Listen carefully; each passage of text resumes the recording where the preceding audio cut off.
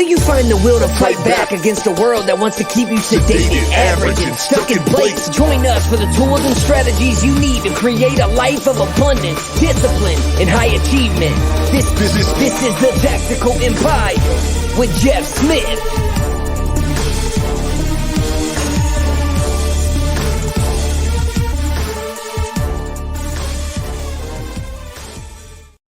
Welcome to another edition of the Tactical Empire. I'm here with Sean again today, day after Christmas. How you doing, man? Oh, we're surviving, man. Can't complain. It was a great Christmas day with my dad and then my in-laws over at the house. And the past 2 years, they've been sleeping over the night before, so everyone gets to see the kids come out and live that magic again. Since once your kids move out, you don't get to see that unless you're a grandparent. Yeah. So that's really cool, man. But the kids are still off school. So, this morning we got into the gym as a family and then swung over to the library, grabbed a few books. And then I swung over here to record this while the wife takes kids home. So I'm ready to rock. I'm ready to get back on my schedule, man. Like I am such a consistent schedule habit type of person. I don't mind built-in flexibility, but back-to-back days of just having to juggle things that I don't normally have to juggle doesn't throw me for a loop, but I want to get back on my routine for sure. Yeah, I can relate to that. You guys went on vacation last week too, right? So oh, yeah. It was more disrupted even. Absolutely. Yeah. My wife takes off the last couple of weeks of work. She saves up all her days and then she takes a week. But we went down to North Carolina, man. And listen, 5-hour drive to that Airbnb that I talk about on the podcast. And second time staying there, we're coming through Wilkesboro, North Carolina, which is the base of the mountain, and it's raining a little bit.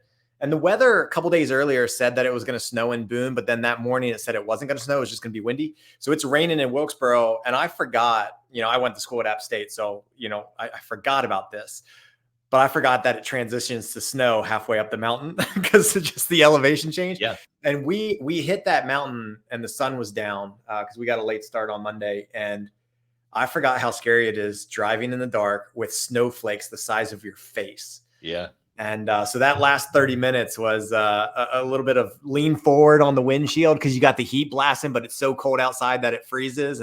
But once you get into town, it clears out. The roads are nice. They take care of the roads. We got to that property, man, with a nice little 1/2-inch layer of snow. And it was absolutely what you want for a Christmas vacation. It was magical. Woke up in the morning with that little gloss over. So can't complain, dude. It was a blast. Me and my wife had good conversation. That's when we did our annual planning. We got a bulk of it done in the car. So that was cool. But I bought this little cool notebook that we found from a thrift store and just took notes in that. And now it's on top of my coffee. Those of you that listen to podcasts, I have the Daily Stoic and the Daily Stoic Journal on top of my coffee, but now I put that on top. So if there's like a thought that I have first thing in the morning, I'm just pulling out that notebook and jotting it down. And then I'll circle back to that throughout this coming year. So you can say that's something that I'll add into my morning routine, my habit stack as we go. But how was your break? Sure. Tell me this real quick. Do you guys, are you guys similar planners, or how does she show up versus how you show up? Yeah. So we're different. We are very different. Well, I shouldn't say very different, but I take annual planning from a particular angle to where I said it on the podcast with annual planning. If you guys haven't heard that one, go back. I like to start macro. What is the overarching theme? And then each section, what is my goal or my focus? And then right then and there, I want to get right to the actions and strategies, the start, stop, continue. Yeah. Focusing on what I want to continue, because it's the things that are working. I'm going to continue those. What is the 1 or 2 things I want to add in? What is the 1 or 2 things I want to remove? And I want to get that done right then and there. Whereas my wife is like, let's say family. Well, I want to be a good wife. I want to be a great mom. I want to, I want to look for fitness. I want to look good.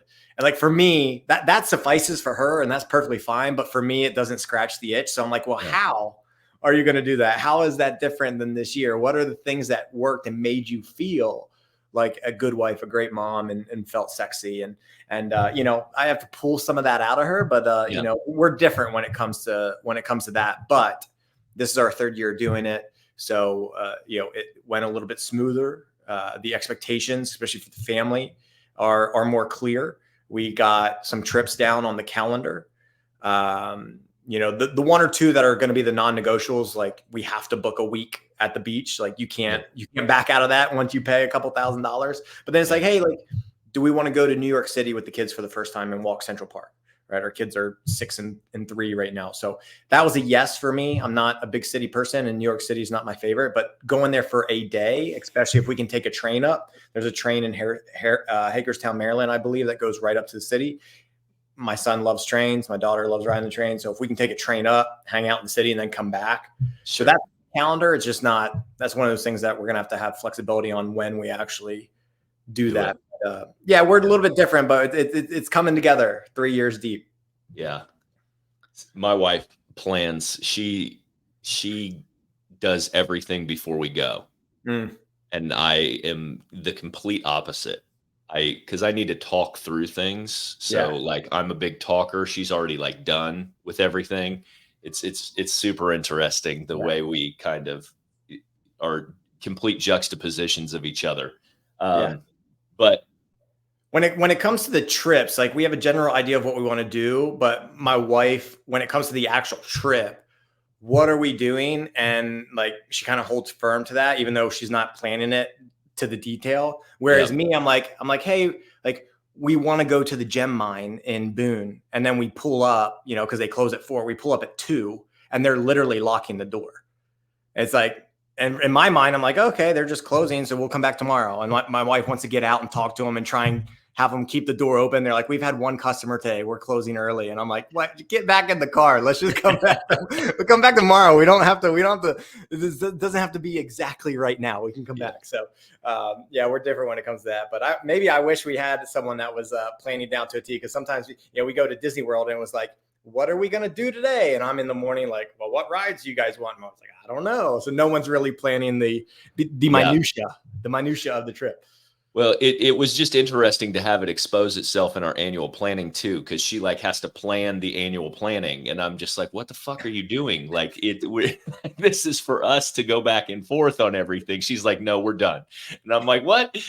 We've already reached our 15-minute limit for each topic, so we're done. Not changing a thing.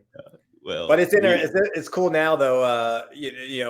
Us taking a couple days for the property, it's a short-term rental, so it's like we weren't earning anything, and but now it's like, now it's interesting. I tell people that I help with short-term rentals, I'm like, hey, January might look a little low, but as soon as Christmas is over and they pay off their credit card bill, they're going to start booking trips.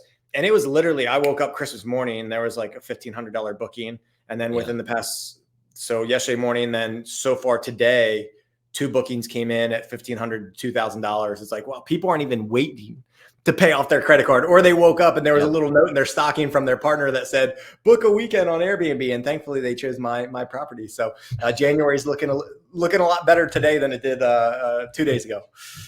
Sure. Well, you wanted to talk about how you get back on track after the holidays, and that was going to be kind of the topic of today, right? Yeah, let's just talk about holiday hangover, man. I want to go back and kind of correct something I said earlier about not being on my routine. I think that comment I made insinuates that I wasn't on my routine.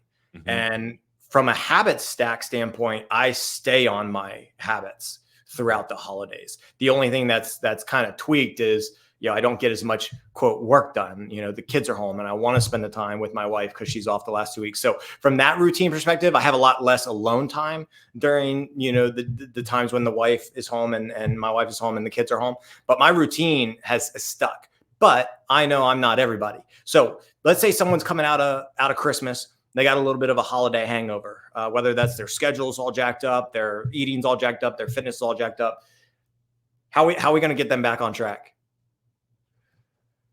Yeah, man, I'm probably going through this right now. I've been eating like shit, and there's been a lot of food around, and every day, and not what I'm used to eating, because I generally eat the same shit over and over and over again. So like the food thing is one thing that really sticks out to me, because my body, I can tell when I eat like shit or I eat a bunch of carbs and stuff like that, because I generally eat the exact same carb sources and things like that. So my body is like, what the fuck is all this? And sugar is another thing that just really does a number on me because I don't really eat candy or any shit like that ever. But we've had cookies and all kinds of shit around like for a week now, and I'm over it. But ultimately, like, this goes back to kind of the same things we talk about regularly, which is like, you need to build yourself guardrails. And for me, like, that's fitness. And then it's also some nutrition type stuff. It's also like drink a gallon of water every single day. And then, like, one thing I recognized just 2 hours ago, I was out by myself and I like doing my ruck because I'm trying to finish the road to 250 thing. But I shut everything off and I didn't listen to any books or anything like that. And one of the things that you spoke to is that, like, you don't get your alone time. And I just went, like, I needed that quiet time. And like, for me, that's one of the other like guardrail things. Like, I need to go get straight with my motherfucking thoughts. Like, Yeah. I necessitate that quiet time. And we've had family around and we've got a loud house anyway with just us because there's 6 of us. And we've had family over beyond that as well. And so it's been chaotic and there's been very little quiet time and like solace and being alone with my thoughts. And like, that's something that's really important to keeping me on track. So like, ultimately, like, it's fitness. It's like setting those 3 critical tasks, because for me, I have to do something every day. Cause like, I have too much shit on my plate that, like, my brain is always going. And so if I allow myself the grace to say, like, I'm going to move those 3 things forward and get them done early in the morning, 5, 6 in the morning, something like that. And then I can allow myself that space to kind of decompress and hang out, watch football, do whatever, like, and not feel like I'm wasting the whole day. If I don't do those things early in the morning to like send that email, to pay that bill, to do something. I mean, it doesn't even have to be something significant, but if it's on my hard drive, my brain, like, it's going to occupy space all day. And I'm not going to feel right about like the presence that I'm providing with my family and things like that. So I think you just find your 1 or 2 things that bring you back to kind of center. Like, some people, maybe that's yoga, maybe it's meditating, I don't know. But like, for me, it's fitness and like trying to eat cleaner, like getting enough protein. So like, when I talk about what I'm eating, like, if I just go out and I eat 250 grams of protein, I feel better no matter what else I've That's eaten. right. Yeah, I And agree so with that. like, because you can't just go crush cheese and carbs and shit all day because you feel like trash. And so like, for me, like, that is one of my guardrail deals. I'll just go get a ton of protein and like, it seems to balance me out. I feel better no matter what. Like, I could have eaten a 2-foot long piece of bread or something. I don't know, some random thing that I Right. usually don't eat. But if I get my protein in, I feel more balanced and better. And so like, that's a good thing for me. Water is one. It just, those are my kind of staples, if you will. How Yeah. about you? Yeah. God, I actually like how you framed that. I had a whole response in my head, but I really like how you framed that. I think you hit the nail on the head. For me, it's probably sleep. I kept my workouts up, but it's not me going to the gym that I normally go to for an hour and a half. It was sneaking one in the garage, throwing on the ruck pack when I walk the dogs. And so the walking the dogs was my alone time. And I did exactly what you did. I didn't throw the headphones in and listen to an Audible book or a podcast this time. So that was kind of like my alone time, but I kept my workouts up. It's just not the extent to which I want to keep them. So me, it's sleep.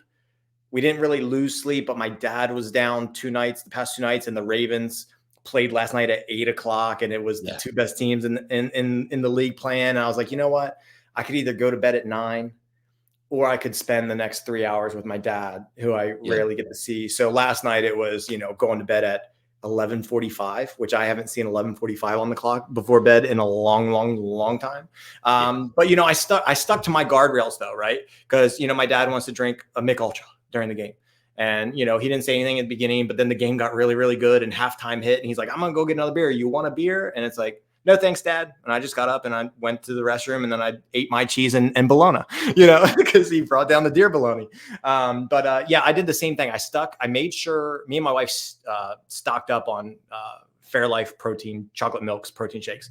It's like our whole closet filled with them. So I made sure I had 3 of those a day. Right there's 100 grams of protein right off the bat. On the days I worked out, I kept taking my creatine. And I'm not a sweet guy, 100% not a candy guy.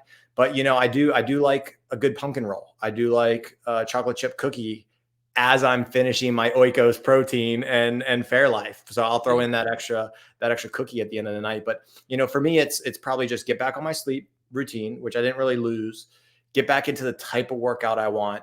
And then ultimately it is like walking my dogs isn't my alone time. Like my alone time on a normal Monday through Friday is, you know, 9 a.m. to 3 p.m. So 6 hours of quote alone time with the work that I sprinkle in there. So for me, that's it. And I think that comes to the type of person that's listening to the podcast. There's going to be more than 2 types, but let's just like put them in 2 buckets. The person that already had their habit stack and routine prior to the holidays, going to be a hell of a lot easier for you guys to get back on that. I like James Clear, Atomic Habits. It's like remove the things that don't play into your positive routines. So right now we still have a plate and it's probably got 22 chocolate chip cookies with 8 brownie cookies on it. There's still a plate next to it from a neighbor who brought over 3 cinnamon raisin biscuits, which I've never had in my life, but they've already been sitting there for 2 days and I haven't eaten them. They need to go in the trash. Like it is perfectly fine for you guys to throw away food that doesn't play into the type of nutrition and meal plan that you want to eat. So for me, it's getting rid of the things out of the house. I really like, this is a unique one that may resonate with some people. I really like a clean and tidy home. And so Christmas just throws, because we have one main living floor and then we have a large finished and a large unfinished part of the basement, but we're hardly ever down there. We really wanted to have this home knit feel on the first floor. So Christmas throws that for a loop because you got more decorations and then Christmas Day comes and you have all the gifts. So it's like today I need to, you know, take some time with my wife to organize that stuff and have the kids take some stuff and organize it on the shelf. So for me, I think homeostasis at home, pun intended there, is just get my house feeling like the place that I want to sit on the couch and play with my kids without stepping over toys. That's good. I like that. Yeah. And so the people, let me finish that thought there. The people that already had the routine. You just need to get rid of the things that don't play into that and then get back on the routine. I think it's a lot harder for the people that if they had a bad routine, they'll fall back into that bad routine. But it's the people that had the bad routine prior to the holidays and they're getting ready to gear up to completely change it, quote, and I'm doing air quotes here for the video, completely change their life on January 1st. Yeah. We've talked about this on other podcasts, but let's just kind of resonate with those people. If you've had a bad habit stack, a bad routine prior to December 25th, and you're coming up on January 1st and you're motivated because maybe you're ready for a new year, you're ready to change yourself, whatever people say, or you just feel like shit because you did eat a dozen cookies 3 days in a row. Yep. What is the best way for someone to peel back that first layer and take the first step in the right direction? I think the biggest thing that they need to overcome is mindset, because like this is going to air on Thursday, right? There's going to be a ton of people sitting there going, well, we'll wait till Tuesday because that's the 2nd, January 2nd, right? I mean, that's a long weekend. We're heading into a long weekend. There's a bunch of football on. I mean, I like all the bowl games are this weekend. I'm on that same page.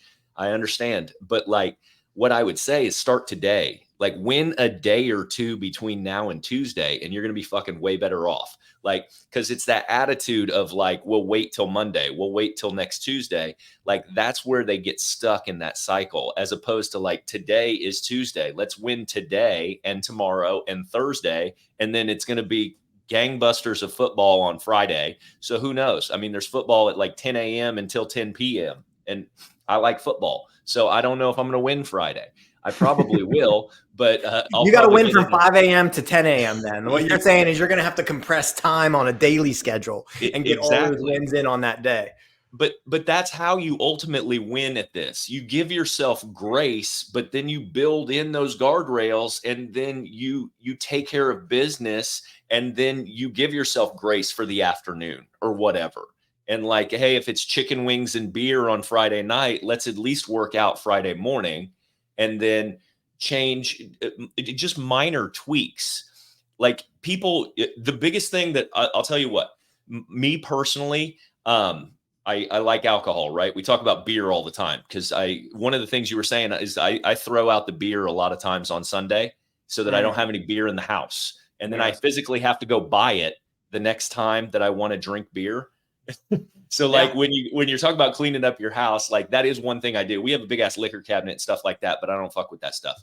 And so like I will sometimes, especially during football season, I'll throw out the beer on Sunday so that I don't drink during the week at all.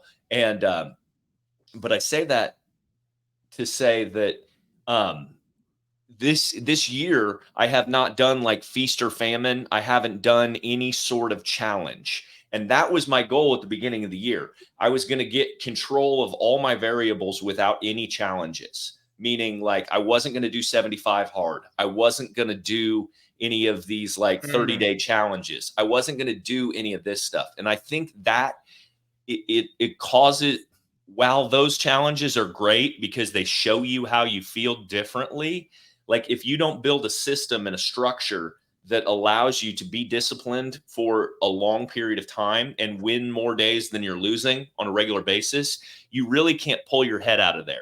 Now, if you're starting from zero, like the people we're talking about, or they need to begin a full new routine, maybe a challenge is right for you because it keeps you focused on a structure. But for me, that is not a good pattern.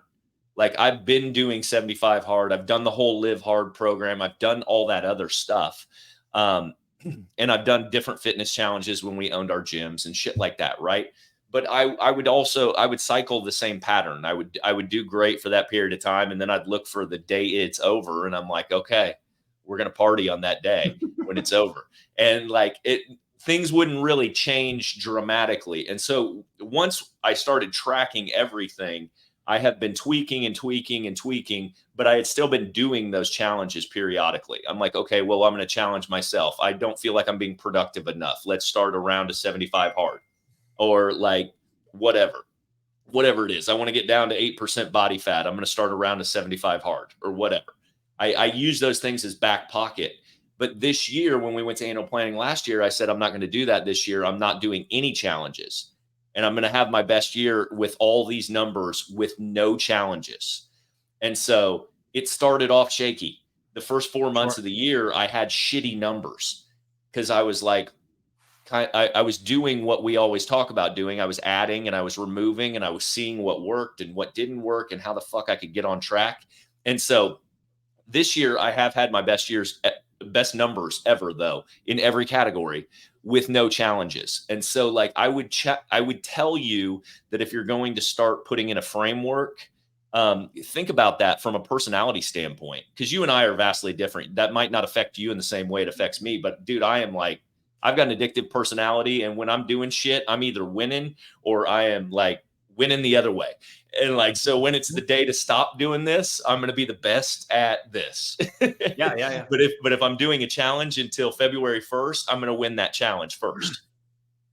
Yeah, I'm not that person. I'm not that person at all. I think it's taken me a while to find the flow of the things that work for me. And I can verbally say that I'm in a very good place with understanding who I am, the things that I enjoy doing, the things that are working for me. And coming up in the end of the year, when I'm looking at what do I want the new year to look like? And these recording these podcasts have certainly helped, because you made a comment on a podcast that was like, hey, and this because your addictive personality and what you enjoy doing is like, hey, I'm not going to tell myself to not drink alcohol because that's impossible. I won't be able to do that. Or I will do it, but I'm going to be miserable on the back end because you like having a drink.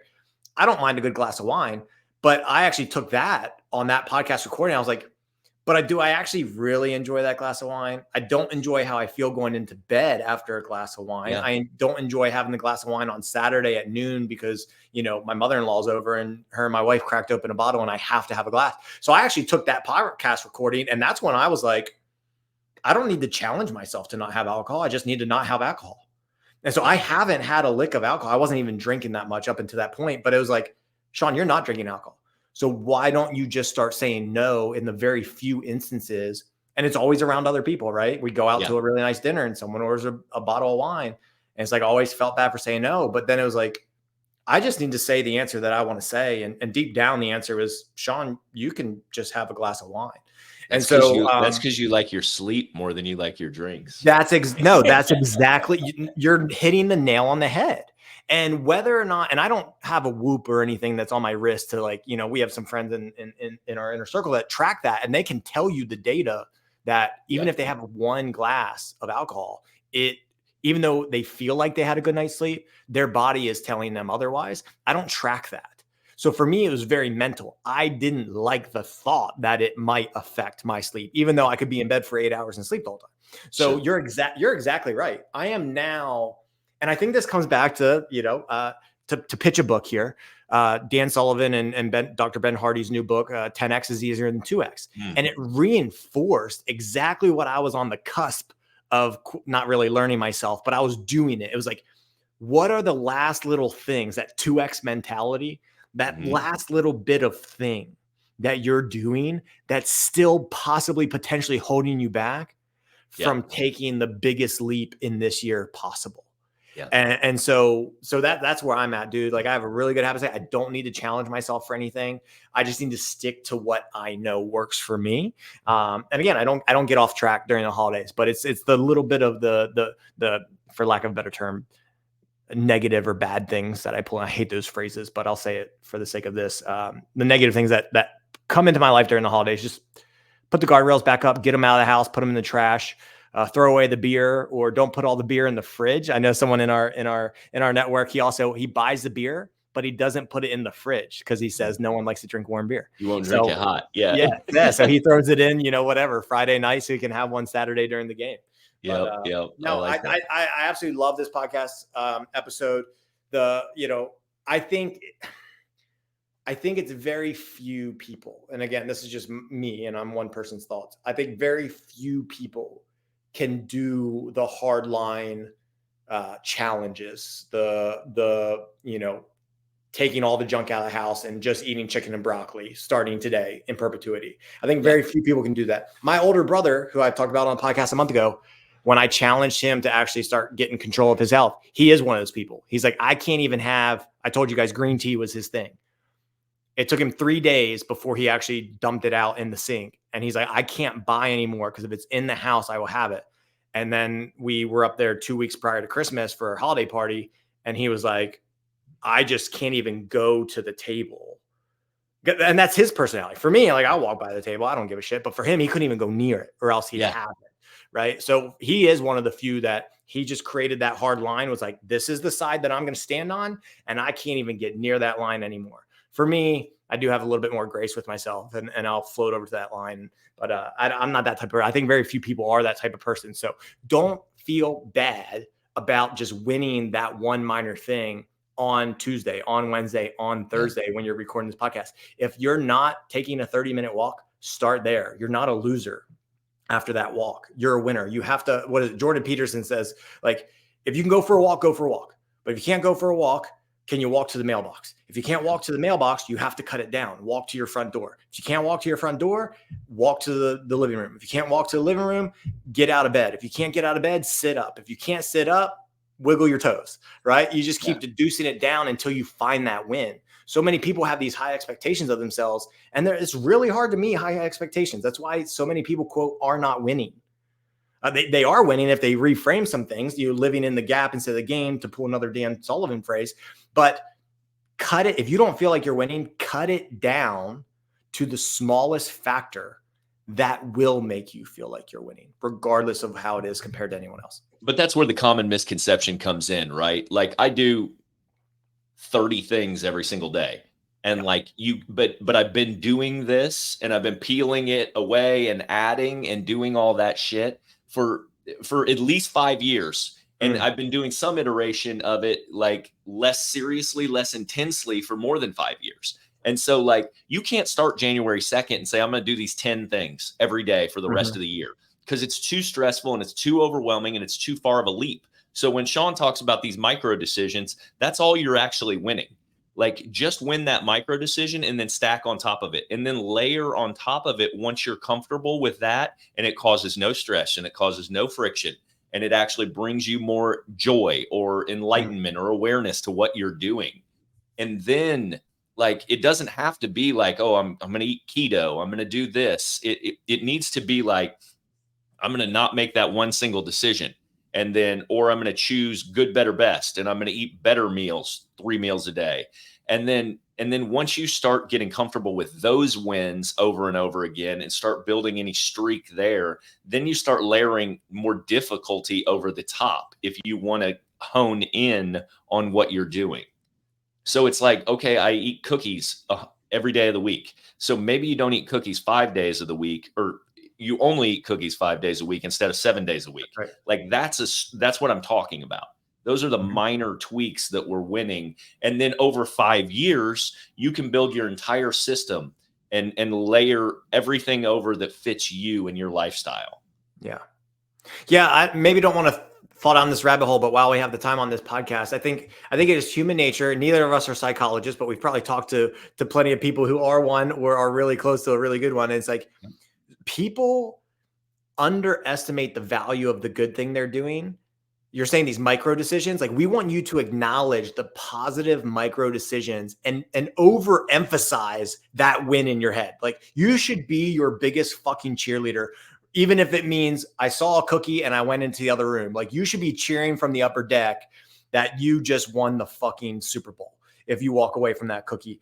But most people don't do that. What we do is we actually take a micro mistake and we act like the world's fucking falling apart. I mean, imagine, let's talk to the couples here for a second, because I know this is talking from prime experience. Like you could have the best freaking relationship for 2 weeks, no issues, no hiccups, no mistakes, no arguments. And then something happens and someone's overstimulated and emotionally compromised. And it just, you snap a little bit. And all of a sudden think of all the thoughts that come in your head when you start arguing with your spouse. It's like, what the, blah, blah, blah, blah, blah. Are we even right? You take that leap to Z, like A to Z. Are we even right for each other? Like you think that in your head. It's like, if you just take a step back, it's like, wow, we just went 14 days with nothing. And then this one, if you deduce it down, like 1 2-minute snippet of one day, and our brains go fucking ballistic because we're still monkeys. Right? Like if you watch that monkey documentary on Netflix, those motherfuckers, like they go from calm as shit to ripping each other's faces off when they feel threatened. And like, we're still those people deep down. And it's like, we need to start becoming aware is always step number one. We talk about that. So be aware of the micro positives that you're making, the wins, the micro wins, and just cheer the hell out of yourself for that. And have some grace when you make the micro mistakes and don't let your brain blow them up. Did you have a bad 5 minutes? Don't turn it into a bad day. Like that's as simple as we can put it. Yep. That's perfect, man. Let's wrap it there. Yep. Thank you guys. Have a wonderful Thursday. Have a kick-ass weekend and a happy new year. And we'll see you in 2024. See ya.